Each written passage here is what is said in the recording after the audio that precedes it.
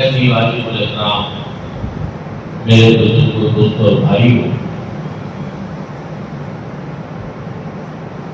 اسلام کے دو بنیادی عقائد عقیدہ توحید اور عقیدہ ختم، ان کے حوالے سے حضور امت رحمۃ اللہ تعالی علیہ فرمایا کرتے تھے کہ اگر ان میں سے کوئی ایک بھی کمزور ہو جائے اسلام کا کثر رفیع ہونا نہیں، بندے کا ایمان ختم ہو جائے۔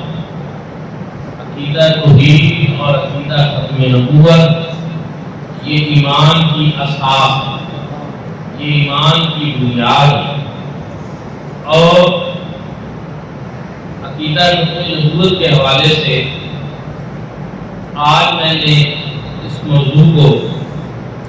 اس لیے چنا ہے اور اس کے حوالے سے اپنی موضوعات پیش کرنا چاہتا ہوں کہ 25 اگست آج 25 اگست 1900 عیسوی میں آج کے دن ہی لاہور کے اندر تاجدار گلرا مامور من رسول حضرت آقا مولوی پیر مہدی شاہ صاحب رحمۃ اللہ تعالی علیہ آپ مرزے کے چیلنج کو قبول کرتے ہوئے لاہور پہنچے، لیکن وہ قذاب تھا، جھوٹا تھا، اس لیے نہ وہ آپ کے سامنے آ سکا اور نہ اس نے آنا۔ ہمارے بزرگوں نے عقیدہ تحفظ ختم نبوت کے لیے جو کام کیا، جو جدوجہد کی، جو کوشش کی، جو کاوشیں کی، ہم آج بھی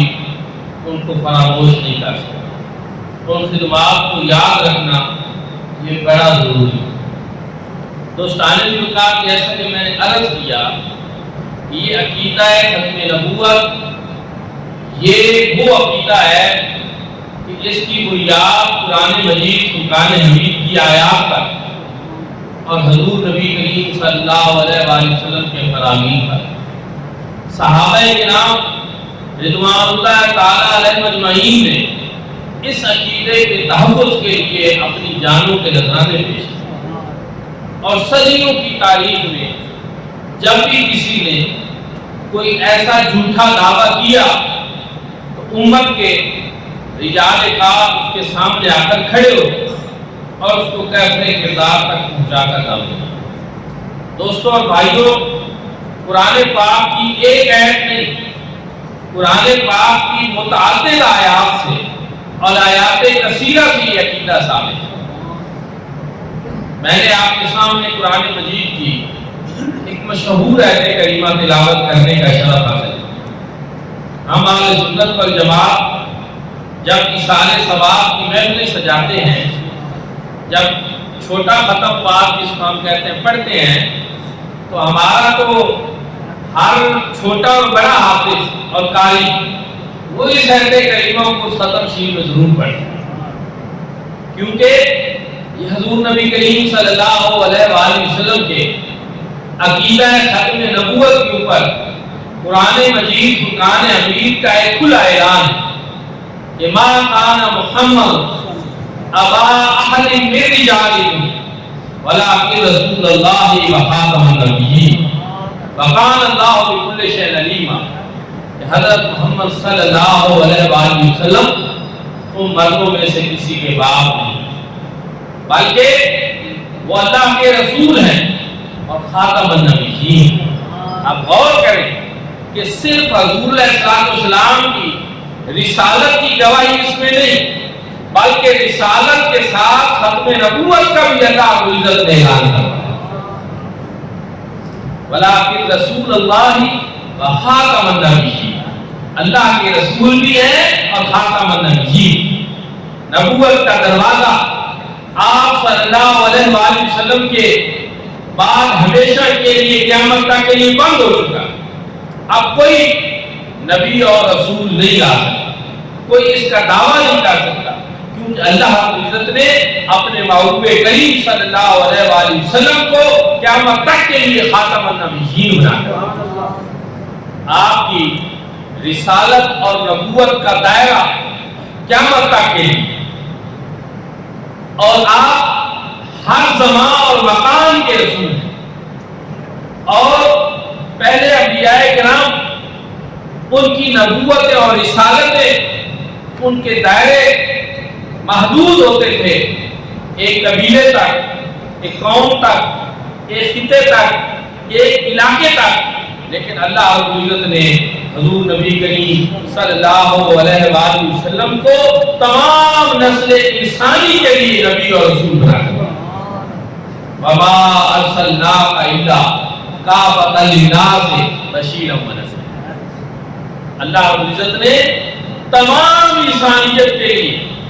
آپ کو بشیر اور نذیر بنا کر بھیجا۔ آپ ہی خاتم النبیین، آپ ہی ہر دور کے رسول ہیں،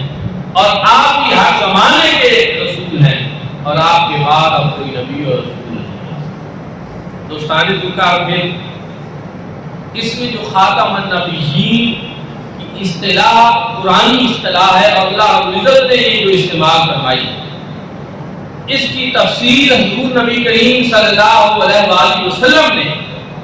اپنے متعدد ارشادات سے بیان فرمایا، تاکہ کسی کو کوئی غلط فہمی نہ ہو جائے، کوئی کسی شک میں نہ پڑے۔ ویسے قرآنی آیات سے بھی اس کی تفسیر ثابت ہے، وہ بھی میں آپ کی خدمت میں پیش کروں گا۔ حضور نبی کریم صلی اللہ علیہ وآلہ وسلم نے ارشاد فرمایا، ایک شخص ایک خوبصورت محل تیار کرے اور لوگ اس کو دیکھنے کے لیے آئیں، اس کا چکر لگائیں اور اس کو دیکھیں۔ وہ تیار کرنے والا شخص اس محل میں ایک اینٹ کی جگہ خالی چھوڑ دے، جب دیکھنے والے آئیں تو وہ اس کی بڑی تعریف کریں، یہ بڑا خوبصورت ہے، یہ بڑا اچھا محل ہے، لیکن اس میں ایک اینٹ کی گنجائش باقی ہے، وہ نہیں ہونی چاہیے تھی۔ رسول اللہ صلی اللہ علیہ وسلم نے فرمایا کہ اللہ رب العزت نے اس محل کی آخری اینٹ کے طور پر مجھے مبعوث فرمایا۔ میرے آنے سے وہ جو قصر نبوت ہے، نبوت کا وہ جو محل ہے، اب مکمل ہو چکا ہے، اب اس میں کسی اور کی کوئی گنجائش نہیں ہے۔ کتنے واضح اور کتنے خوبصورت انداز میں حضور نبی کریم صلی اللہ علیہ وسلم نے خاتم النبیین کی تفسیر ہے۔ پھر حضور نبی کریم صلی اللہ علیہ وآلہ وسلم نے ارشاد فرمایا، انا خاتم النبیین لا نبی بعدی، کہ میں خاتم النبیین ہوں اور میرے بعد کوئی اور نبی۔ ایک اور مقام پر رسول اللہ صلی اللہ علیہ وسلم نے ارشاد فرمایا کہ بے شک نبوت اور رسالت اب منقطع ہو گئی ہے، اب نہ میرے بعد کوئی رسول ہوگا اور نہ کوئی نبی۔ دوستانی ذکر اسی طرح قرآن پاک میں سورۃ البقرہ جو قرآن پاک کی ابتدائی سورتوں میں سے ہے، اور اس کی آیات یہ شروع کی جو ہے، یہ تو ہر چھوٹے بڑے کو یاد ہے، اس میں جو مومنین متقین کی شان بیان کی گئی اور ان کے اوصاف بیان کیے گئے، اس میں اللہ رب العزت نے ارشاد فرمایا کہ مومن متقین جو ہے ان کی شان یہ ہے کہ یؤمنون بما انزل الیک وما انزل من قبل، کہ وہ جو آپ کے اوپر نازل ہوا ہے یعنی قرآن پاک، اس کے اوپر بھی ایمان لاتے ہیں، اور جو آپ سے پہلے آسمانی کتابیں نازل ہوئی ہیں ان کے اوپر بھی ایمان لاتے ہیں۔ باری تعالیٰ حضور نبی کریم صلی اللہ علیہ وسلم پہ قرآن نازل ہوا،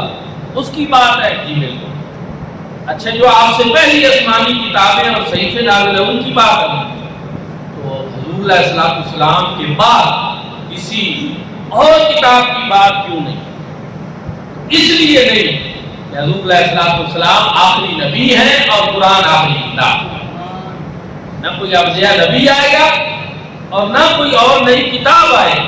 اور دوستو اور بھائیوں، مرزا نے جو نبوت کا دعویٰ کیا تھا جھوٹا، وہ پہلے پیر نہیں کر دیا تھا،